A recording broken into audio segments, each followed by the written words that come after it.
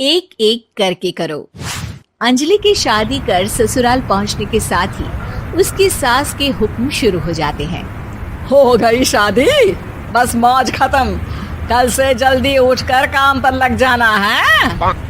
अरे माँ आज ही यहाँ आई है, इसे सब समझने के लिए कुछ दिन तो दो। मेरे और बहू के बीच की बात है, तू घर के मामले में ना बोलियो। इस पर जतिन वहाँ से अपने कमरे में चला जाता है और सास अंजलि को काम की लिस्ट सुनाने लगती है। सुबह पहले घर की सफाई करनी है, फिर कपड़े धोने हैं, साथ में खाना भी बनाना है। एक की वजह से दूसरा काम रुकना नहीं चाहिए है। जी मम्मी जी ठीक है। ये कहकर अंजलि अपने कमरे में चली जाती है।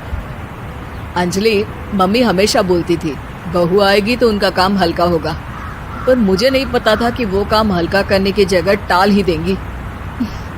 कुछ नहीं होता, ये सब मैं अपने घर में भी तो करती थी, मुझे आदत है, कोई दिक्कत नहीं होगी।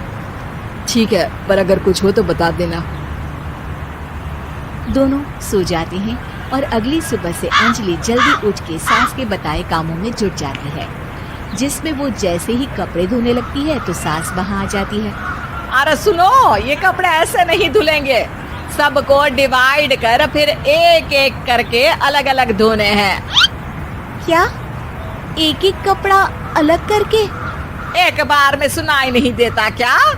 वही बोला है मैंने, लग जाओ काम पर हैं? सास की बात मानते हुए अंजलि एक एक करके कपड़े धोना शुरू करती है, जिसे करते हुए आधा दिन बीत जाता है। अरे रे, सुबह से कब दोपहर हो गई पता ही नहीं चला, अभी तो खाना भी बनाना है। अंजलि भागते हुए रसोई में जाती है, जहाँ उसकी सास पहले से ही उसे खड़ी मिलती है। खाना बना लेना, देखो पहले पकोड़े तल दो और एक एक पकोड़े अलग अलग तलना, नहीं तो कोई कच्चा कोई पक्का रह जाता है।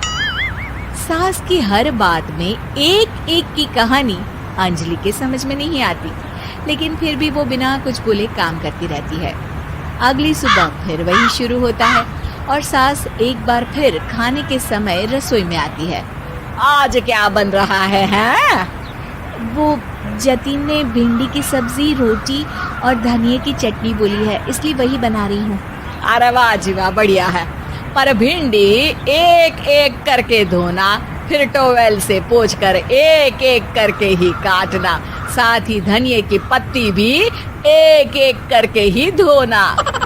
अरे पर मम्मी जी। अरे क्या पर?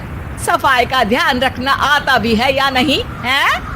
मैं ये सब सबकी हेल्थ के लिए ही तो कर रही हूँ ना, और तुम अर पर करती रहती हो हैं? सास की बातें सुन अंजलि हैरान रह जाती है।